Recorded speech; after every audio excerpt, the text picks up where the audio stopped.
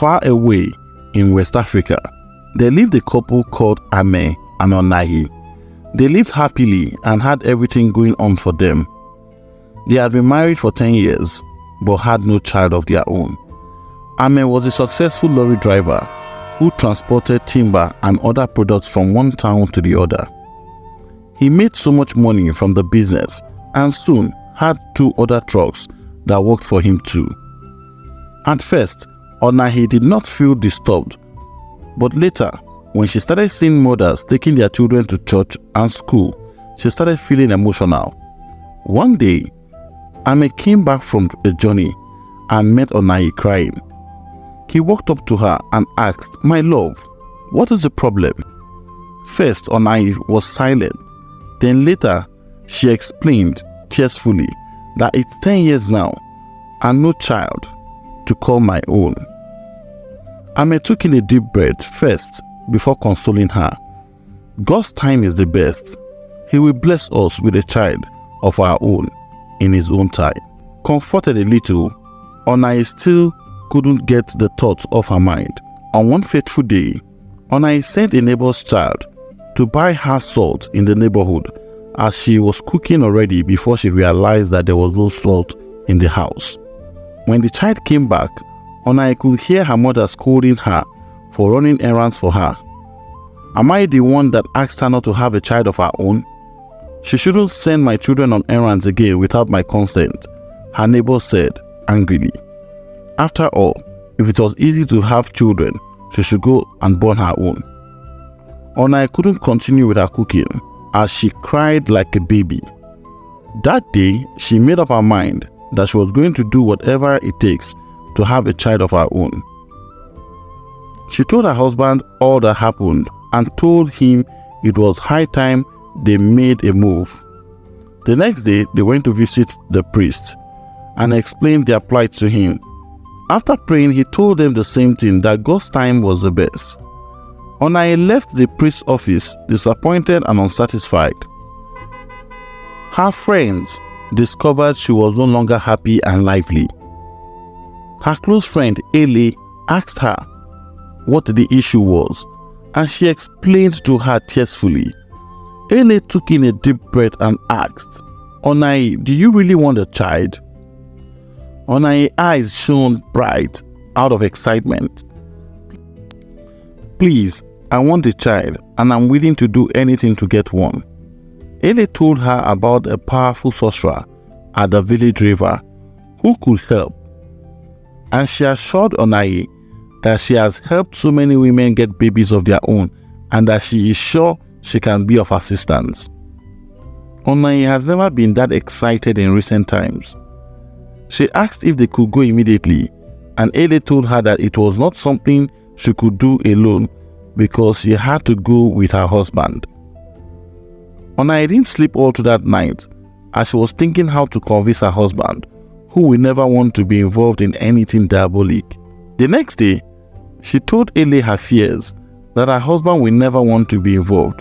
Ele smiled and told her that that was not an issue, that she only has to come along with something that belonged to her husband. On the night Onahi and Ele embarked on the journey, Onahi lied to her husband she was going to see her sister in the next village who was sick. Onahi and Ele traveled through the scary forest. At some point, Onahi was scared and almost turned back, but Ele gave her so much confidence that nothing good comes easy. At last, they arrived at their destination. Edubeke was a powerful sorcerer. Even before they spoke, she knew why they came. She called her name Onahi. "I see your pains," she said. Onahi froze in shock. "How do you know my name?" she asked. "Before you came here, I already knew of your coming."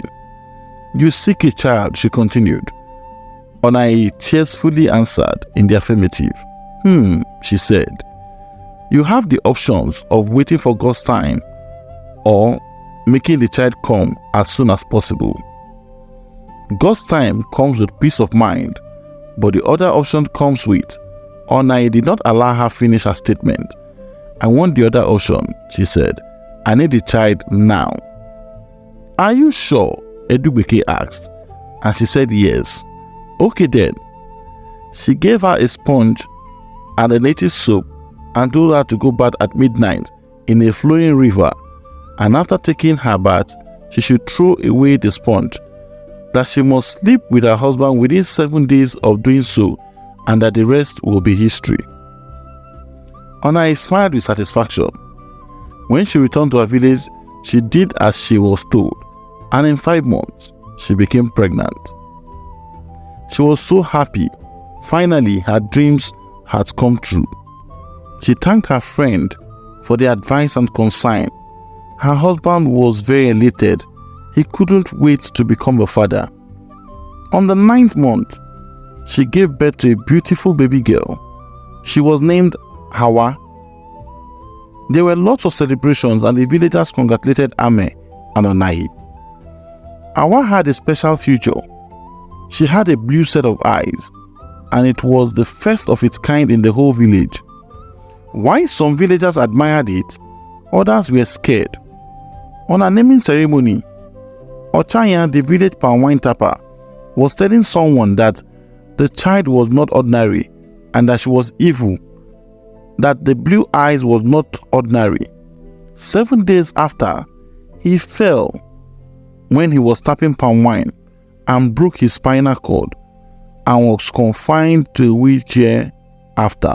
Hawa was spoiled by her parents with love and pampering. Onahi stopped going to church because every Sunday, when she was preparing for church, Hawa would start crying uncontrollably. The church priest soon noticed it and decided to pay them a visit to know why Onahi has not been coming to church. Immediately he entered, he asked Onahi why she has not been coming to church, and Onahi told him the reason. "And you feel it is ordinary?" the priest asked. "There is an evil power at work that doesn't want you to be in the presence of God." Onahi got angry and asked if the priest was insinuating her daughter was evil. When the priest left their house, as he was driving back to the parish, a trailer lost control on the other side of the road and ran into his car. Miraculously, he survived. Most of her mates made jest of her and bullied her because of her eyes, especially a group of 4 friends. They were always laughing at her whenever she passed. All of a sudden, people noticed those friends were not coming to school again. It was later that the school found out that they were very sick. As Hawa grew older, her powers became more pronounced, and the strange events in the village continued. Her parents remained oblivious, attributing the incidents to mere coincidence. But the villagers were increasingly convinced that Hawa was behind them. One day, a young boy called Akan accidentally bumped into Hawa, causing her to fall. Hawa asked him to apologize. Akan laughed and went away. Enraged and humiliated, Hawa stared at Akan with the piercing blue eyes. That night, Akan fell terribly ill. His body shivered with fever and strange markings appearing on his skin. His family tried everything, but his condition only worsened. In another incident, Hawa had wanted to buy sweets, but the woman selling refused. "Leave here, you witch, and don't ever come back here again," the woman said. That night, the woman was attacked by a black cat in her house. She was so scared, she ran to one of the village chief's house. She narrated what had happened and told them that the cat that attacked her had the same eyes like Hawa. Despite the signs, Ame and Onahi remained in denial, unwilling to believe that their beloved daughter could be the source of such destruction. But the final straw came when the village chief, who had always been wary of Hawa, publicly accused her of witchcraft. That same night, the chief's house mysteriously caught fire, and though he survived, he was severely injured and left with a lasting fear of the girl. Word spread, and the villagers demanded action. Fearing for our safety and their own, Ame and Onahi were forced to seek help. Remembering Edubeke's earlier warning, Onahi decided to confront the sorcerer once more. When she reached Edugbeke's abode, the sorcerer appeared troubled.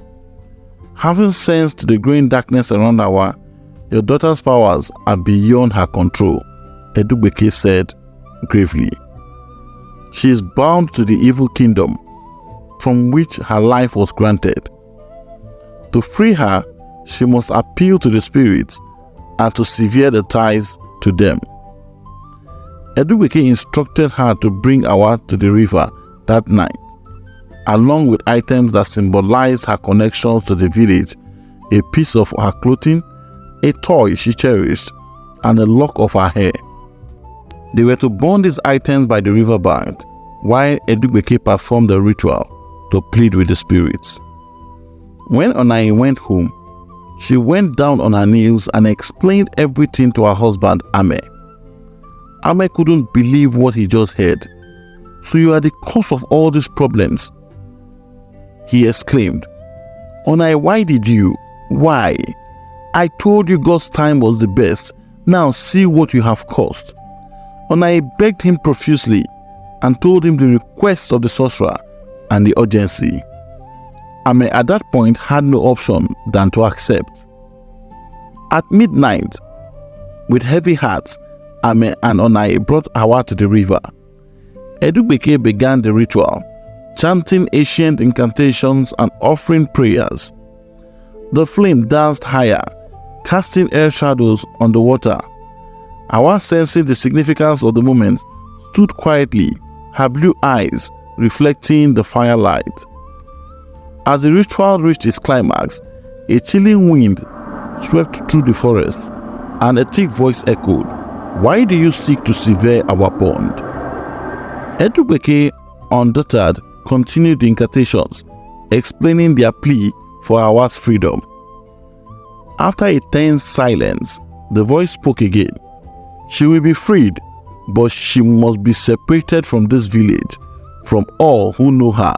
Only then will the bond be broken."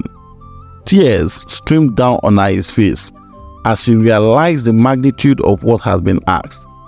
Edugbeke looked at them solemnly.